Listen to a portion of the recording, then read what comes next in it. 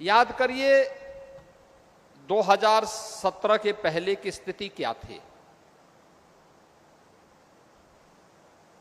भर्ती निष्पक्ष और पारदर्शी तरीके से नहीं होती थी, भेदभाव होता था, पैसे का लेन देन होता था, एक एक भर्ती पर बोली बोली जाती थी। परिणाम क्या था? नौजवान के हितों पर तो कुठाराघात होता ही था, साथ साथ प्रदेश की कानून व्यवस्था भी तहस नहस हो गई थी।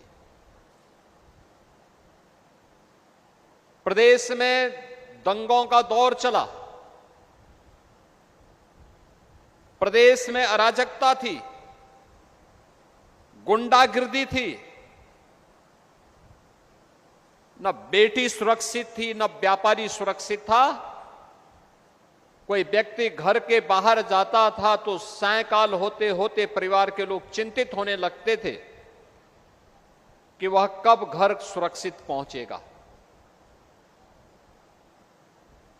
प्रदेश में निवेश नहीं होता था तो विकास पूरी तरह अवरुद्ध हो गया था। नौजवान प्लान कर रहा था।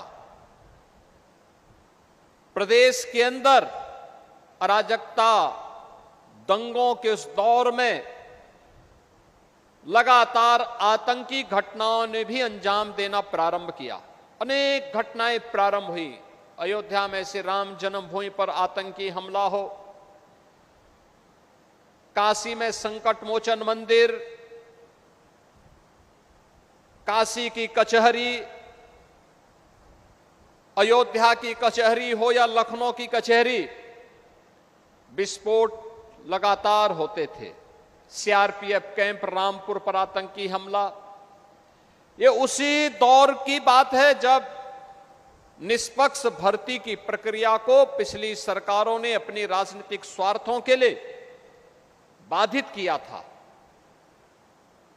परिणाम था उत्तर प्रदेश का नौजवान प्लान करने के लिए मजबूर हुआ था, हताशा और निराशा में जीने के लिए मजबूर हुआ था। भाई भतीजेवाद और परिवारवाद के बोलबाले ने न्यायालय को भर्ती की प्रक्रिया में हस्तक्षेप करने का अवसर दिया था और प्रदेश के नौजवानों के सामने पहचान का संकट आ खड़ा हुआ था। एक पहचान का संकट,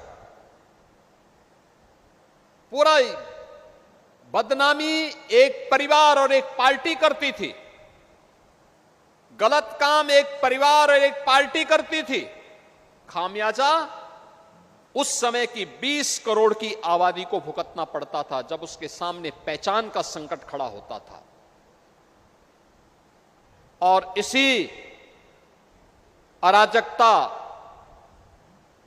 गुंडागिर्दी, लंबे कर्फ्यू के दौर से गुजर रहे उत्तर प्रदेश में प्रधानमंत्री मोदी जी के आह्वान पर 2017 में जब हमारी सरकार आती है तो हम लोगों ने भर्ती की इस प्रक्रिया को ईमानदारी पूर्वक करने के लिए इस बोर्ड की सुदृढ़ीकरण के कार्यक्रम को आगे बढ़ाया और तय किया कि भर्ती की प्रक्रिया पूरी ईमानदारी के साथ होनी चाहिए। अगर कहीं भी किसी नौजवान के भविष्य के साथ किसी भर्ती बोर्ड और आयोग ने भेदभाव किया तो उनकी जवाबदेही तय होगी। किसी ने भर्ती की प्रक्रिया में सेंधमारी की तो उसकी 7 पीढ़ियों को फिर इस सेंधमारी का जवाब देना पड़ेगा और उसके परिणाम स्वरूप जो कार्रवाई उस समय हम लोगों ने प्रारंभ की, आज परिणाम है उत्तर प्रदेश देश के अंदर सर्वाधिक पुलिस की भर्ती और सरकारी नौकरी देने वाले राज्यों में उत्तर प्रदेश पहले नंबर पर आता है, अग्रणी राज्यों में है। 8.5 लाख सरकारी भर्ती हमने अब तक संपन्न की है। आज उत्तर प्रदेश देश के अंदर सबसे तेज उभरती हुई अर्थव्यवस्था के रूप में अपने आप को स्थापित किया है। लेकिन इसके लिए सरकार को कड़े कदम उठाने पड़े थे, मजबूती के साथ आगे बढ़ना पड़ा था। भ्रष्टाचार और भ्रष्टाचारियों के प्रति जीरो टॉलरेंस की नीति को अपनाना पड़ा था। भर्ती की प्रक्रिया से लेकर के ट्रेनिंग की प्रक्रिया को तेजी के साथ आगे बढ़ाने के कार्यक्रम को आगे बढ़ाया था। और आज मैं कह सकता हूं कि अकेले उत्तर प्रदेश पुलिस बल देश के अंदर एकमात्र पुलिस बल हो सकता है, सिविल पुलिस का ऐसा बल हो सकता है जिसने 2,17,500 से अधिक कार्मिकों की भर्ती की प्रक्रिया को निष्पक्ष संपन्न कराने में सफलता प्राप्त की है। यानी पिछले 8 वर्ष के अंदर जितनी हमने भर्ती की है, बहुत सारे राज्यों में तो उसका 1/4 भी पूरा पुलिस बल नहीं है, जितना हमने मात्र 8 वर्ष में ही संपन्न कर दिया है। और अभी तो उत्तर प्रदेश पुलिस बल में 30,000 और पुलिस भर्ती की प्रक्रिया के कार्यक्रम को आगे बढ़ाने के लिए युद्ध स्तर पर कार्रवाई आगे बढ़ी प्रारंभ हुई है। यानी बिना रुके, बिना डिगे, बिना थके, बिना झुके निष्पक्ष और पारदर्शी भर्ती की प्रक्रिया होगी। महिलाओं की भागीदारी हो। आधी आबादी को वंचित करके हम विकास के किसी अच्छे मॉडल को प्रस्तुत नहीं कर सकते। मुझे प्रसन्नता है कि जो हम लोगों ने पहली बार तय किया था कि उत्तर प्रदेश पुलिस बल में कम से कम 20% बालिकाएं आए। और जब मैं देख रहा था कि 1494 टेलीकॉम पुलिस की भर्ती में 20% के इस लक्ष्य को प्राप्त किया है, लगभग 300 बालिकाओं का चयन भी इसमें संपन्न हुआ है और वे सफलतापूर्वक अपने कार्यक्रमों को आगे बढ़ा देंगे। यानी ये जो 20% का जो रेशियो है, अभी तो इसको हमने मेंटेन किया है, लेकिन आने वाले समय में मुझे लगता है कि हमें इस संख्या थोड़ा बढ़ानी और पड़ सकती है, जिससे इसको हम और आगे बढ़ाएंगे।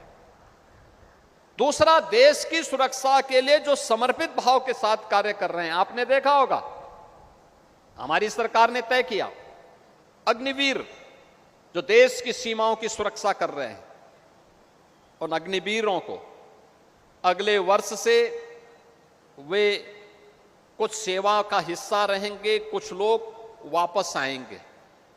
उत्तर प्रदेश पुलिस ने पहले से तय कर रखा है 20% उन्हें हॉरिजॉन्टल रिजर्वेशन की व्यवस्था हम उत्तर प्रदेश पुलिस बल में देने जा रहे हैं।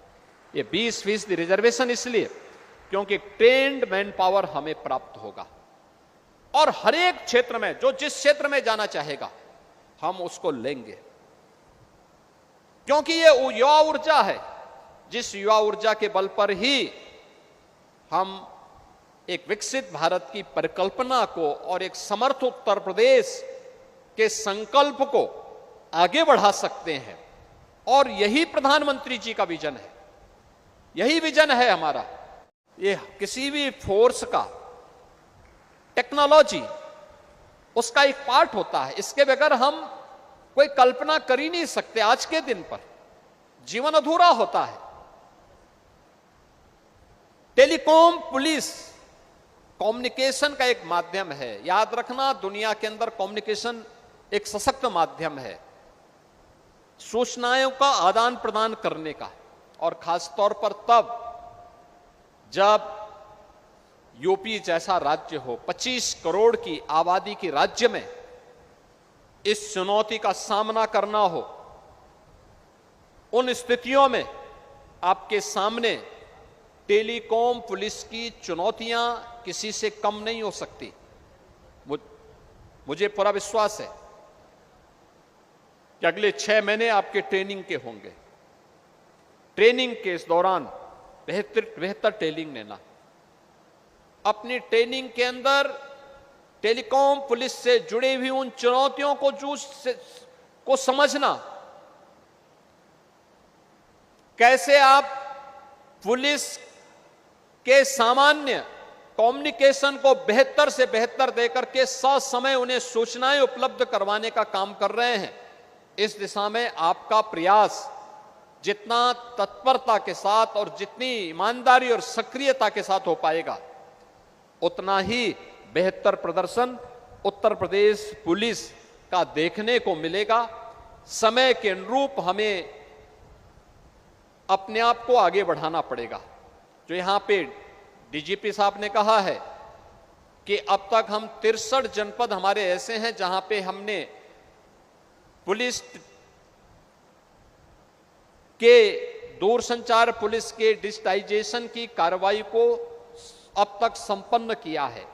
और मेरा यह मानना है कि हम बहुत शीघ्र 75 के 75 जनपदों में इस कार्यक्रम को सफलतापूर्वक आगे बढ़ा करके उत्तर प्रदेश पुलिस को अब उसके आधुनिकीकरण के दिशा में आगे के जो प्रयास होने हैं, उस प्रयास की कड़ी को और तत्परता के साथ आगे बढ़ाने में हम सफल होंगे।